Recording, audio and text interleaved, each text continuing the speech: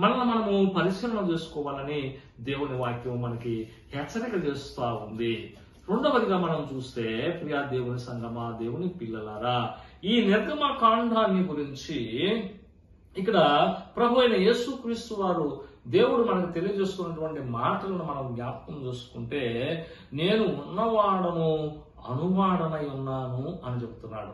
దేనికి ఉన్నాడైనా?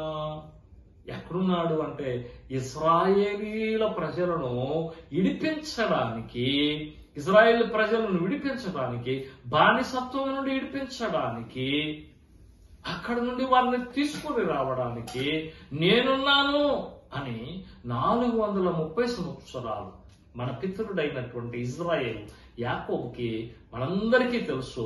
ఆయనకి 12 మంది కుమారులు, 1 కుమార్తె, 13 మంది సంతానము. ఆ సంతానం అంతా కూడాను 70 మందిగా వాళ్ళు ఐగుప్తు దేశంలోనికి వెళ్ళి అక్కడ వారు లెక్కలేనంత మంది అక్కడ విస్తరించి, ఆ ఐగుప్తీయుల కంటే వీరు ఎక్కువ ఉన్నారు కాబట్టి వారితో వీరు ఎట్టి చాకిరీ చేపిస్తున్నారు, ఎట్టి పనులు చేపిస్తున్నారు. వారు దేవునికి మొరపెడుతున్నారు, అయ్యా ఈ ఎట్టి చాకిరీ నుండి మమ్మల్ని విడిపించాయా, ఈ యొక్క పనుల నుంచి, ఈ బానిసత్వం నుండి మమ్మల్ని విడిపించమని మొరపెడుతున్నారు. వారి మొర 430 సంవత్సరములకు దేవుని సన్నిధికి చేరింది. అంటే 430 సంవత్సరాల దాకా చేరలేదని కాదు, ఆయన వింటున్నాడు కానీ ఆయన 430 సంవత్సరాల దాకా ఆయన నిదానిస్తూనే ఉన్నాడు, వింటూనే ఉన్నాడు. ప్రియా దేవుని సంఘమా, దేవుని పిల్లలారా, 430 సంవత్సరాల తర్వాత స్పందించి నేనున్నాను, నేను వారిని విడిపిస్తానని మోషతో చెప్తూ ఉన్నాడు.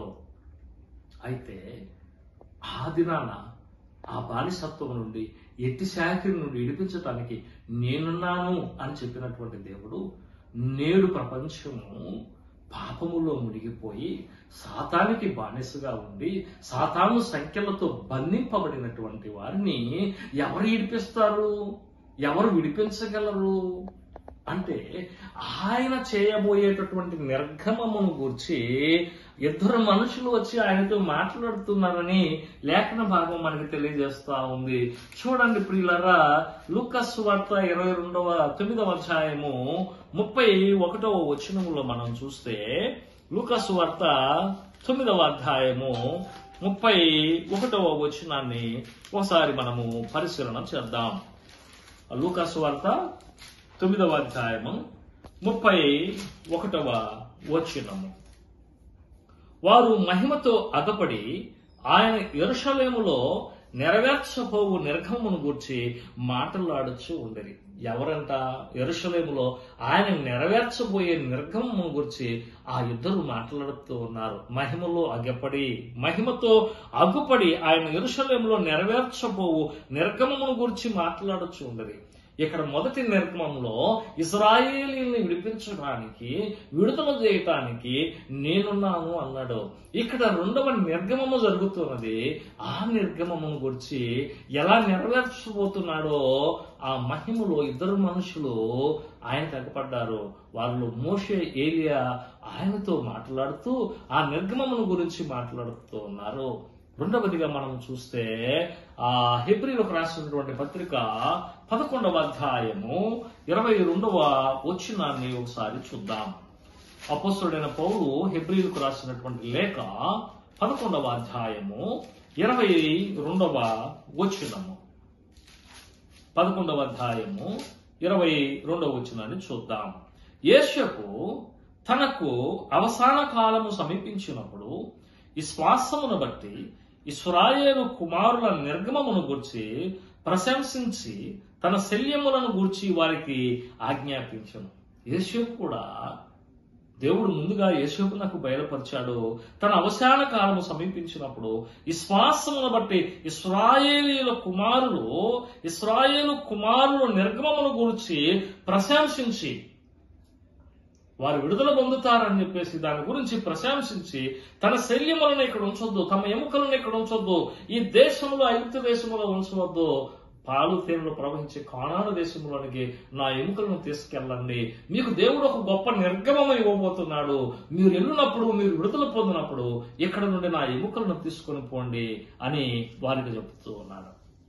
ప్రియా దేవుని సంగమా, దేవుని పిల్లలరా, మరి ఈ దినమున యేసు శల్యములను ఇక్కడ ఉంచొద్దు, తమ ఎముకలను ఇక్కడ ఉంచొద్దు, ఈ దేశంలో ఐగుప్తు దేశంలో ఉంచవద్దు.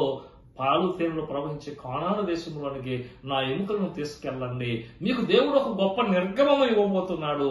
మీరు వెళ్ళినప్పుడు, మీరు విడుదల పొందినప్పుడు ఇక్కడ నుండి నా ఎముకలను తీసుకొని పోండి అని వారికి చెబుతూ ఉన్నాడు. ప్రియా దేవుని సంగమా, దేవుని పిల్లలరా, మరి ఈ దినమున యేసుక్రీస్తు వారు సాతాను యొక్క సంఖ్యలతో సాతాను బంధింపబడినటువంటి మనల్ని విడిపించడానికి, సాతాను చేత బంధించబడిన మనల్ని విడిపించడానికి ఆయన ఎలాంటి నిర్గమమును చేస్తున్నాడు? ఆనాడు పరో ఎదుట 10 తెగులను చూపించి 10 తెగులను కనపరిచి వారిని ఐగుప్తు దేశంలో నుండి కానాను దేశంలోనికి నడిపించారు. ఈనాడు మనల్ని విడిపించడానికి, ఎక్కడ నుండి? సాతాను బంధకాల్లో నుండి విడిపించడానికి, పరలోకము నిత్య జీవమును మనకి ఇవ్వడానికి ఆయన చేసినటువంటి గొప్ప నిర్గమము ఏమిటి అని మనం పరిశీలన చేస్తే, ఆయన గెత్సెమనే తోటలో ప్రార్థన చేస్తూ ఉన్నాడు. గెత్సెమనే తోటలో ప్రార్థన చేస్తూ ఉంటే యోహాను సువార్త 18వ అధ్యాయమును మనం పరిశీలన చేస్తున్నప్పుడు ఇక్కడ ఒక చక్కని మాటలు మనకి తెలియజేస్తా ఉన్నాడు. చూద్దాం ఒకసారి ఆ వచనాలను మనము పరిశీలనగా చదువుకుందాం. చూడండి, యోహాను సువార్త, పరిశుద్ధుడైన యోహాను రాసిన సువార్త 18వ అధ్యాయము 5వ వచనాన్ని, ఆ మొదటి వచనం నుండి చదువుకుందాం. యేసు ఈ మాటలు చెప్పి తన శిష్యులతో కూడా కెద్రోను వాగు దాటిపోయాను. అక్కడ ఒక తోట ఉండెను. దానిలోనికి ఆయన తన శిష్యులతో కూడా వెళ్ళెను. యేసు తన శిష్యులతో పలుమారు అక్కడికి వెళ్ళుచుండువాడు గనక ఆయనను అప్పగించు యోధాకును ఆ స్థలము తెలిసి ఉండను. కావున యోధా సైనికులను, ప్రధాన యాజకులు, పరిసయ్యులు పంపిన బంట్రౌతులను ఎంటబెట్టుకుని దివిటీలతోనూ దీపములతోనూ ఆయుధములతోనూ అక్కడికి వచ్చాను.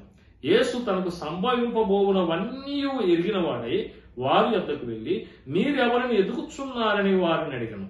వారు నజరేయుడైన యేసునని ఆయనకు ఉత్తరమేయగా యేసు ఆయనను నేనే అని వారితో చెప్పాను. They answered him, Jesus of Nazareth. Jesus said to them, I am he. నేను ఇక్కడే ఉన్నాను, నేనే ఉన్నాను. ఈ లోక పాపాలన్నిటిని మోసుకొని పోయి సాతాను బంధకంలో విడిపించి నా ప్రజలైనటువంటి వారిని పరలోకంలో చేర్చడానికి నేను ఇక్కడే ఉన్నాను, నేనున్నాను. ఆనాడు ఇశ్రాయేలు ప్రజలను విడిపించడానికి, నిర్గమము చేయడానికి నేనున్నాను అన్న దేవుడే ఇప్పుడు కూడా ఆయన అంటున్నాడు, సర్వలోక పాప మానవాళిని పరిహరించుటకు, వారి కొరకు రక్తము కార్చుటకు ఆయన అంటూ ఉన్నాడు. ప్రియా దేవుని సంగమా, they answered him, Jesus of Nazareth. Jesus said to them, I am he అంటున్నాడు. ప్రియా దేవుని సంగమా, దేవుని పిల్లలారా, ప్రభు విడిపించడానికి ఆయన స్వరక్తం ఇచ్చాడు. ఆయన నామము గొప్పది, ఆయన నామము పవిత్రమైనది, ఆయన నామము అన్ని నామముల కంటే పైనామము.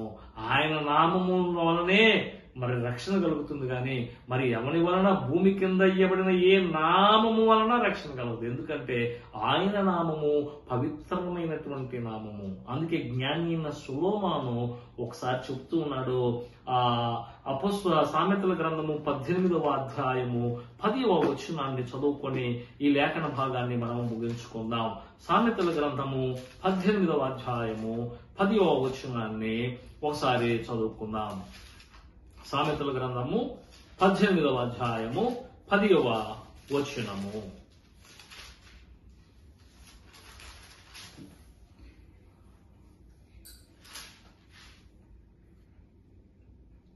యెహోవా నామము బలమైన దుర్గము, నీతిమంతుడు అందులోనికి పరిగెత్తి సురక్షితముగా ఉండను. ఆయన నామమే బలమైనటువంటి దుర్గము, నీతిమంతుడు అందులోనికి పరిగెత్తి సురక్షితముగా ఉండను. మోషే అడుగుతున్నాడు, నీ పేరేమయ్యా అంటే నేను ఉన్నవాడు అంటున్నాడు. నేను ఇలా నిడిపించడానికి ఉన్నవాడును అంటున్నాడు.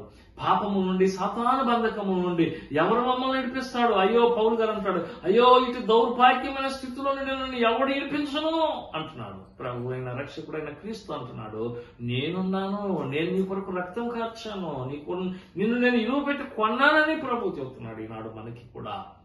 కాబట్టి ఆయన నామము బలమైన దుర్గము, నీతిమంతుడు అందులోనికి పరిగెత్తి సురక్షితముగా ఉండను. కాబట్టి ప్రభు రాకడ ప్రియ సోదరులారా సమీపించి ఉన్నది. ప్రభు రాకడ అతి త్వరలో రానై ఉన్నది. కాబట్టి మారు మనసు పొంది పవిత్రమైన, పరిశుద్ధమైన ఆయన నామము దగ్గరికి పరిగెత్తుకొని వచ్చి సురక్షితముగా ఆయన రాకడలో ఎత్తబడటానికి పరిశుద్ధాత్మ దేవుడు మనందరినీ బలపరిచి ఆశీర్వదించుగాక. ఆమేన్. ప్రార్థన చేసుకుందాం. పరిశుద్ధుడా, కృపగల దేవ, మీ పరిశుద్ధాత్మతో నన్ను నింపి బలపరిచి మీ వాక్యమును ధ్యానించడానికి మీరిచ్చిన ఈ కృపను బట్టి నీకు స్తోత్రాలు, వందనాలు. ఈ వర్తమానం విన్నటువంటి బిడ్డలను, వారి కుటుంబాలను మీరు ఆశీర్వదించండి. వారి ప్రతి అవసరతను యేసుక్రీస్తు యొక్క మహిమలో వారి ప్రతి అవసరతను మీరు తీర్చి సహాయం చేయమని అడుగుచున్నాం. రక్షణ లేని బిడ్డలకు రక్షణ, మారు మనసు లేని బిడ్డలకు మారు మనసును దయచేయండి. నీ వాక్య ప్రకారము మీ నామమే గొప్పదని, పవిత్రమైనదని, నీ నామమే బలమైన దుర్గమని, మీరే సకల పాపము నుండి మమ్మల్ని విడిపించగలిగిన రక్షకుడని విశ్వసించి నీ అందు భయభక్తులు కలిగి జీవించడానికి నీ రాకడ పర్యంతము ఈ వర్తమానం ఉన్న బిడ్డలను బలపరచమని యేసు నామములో అడుగుచున్నాము తండ్రి.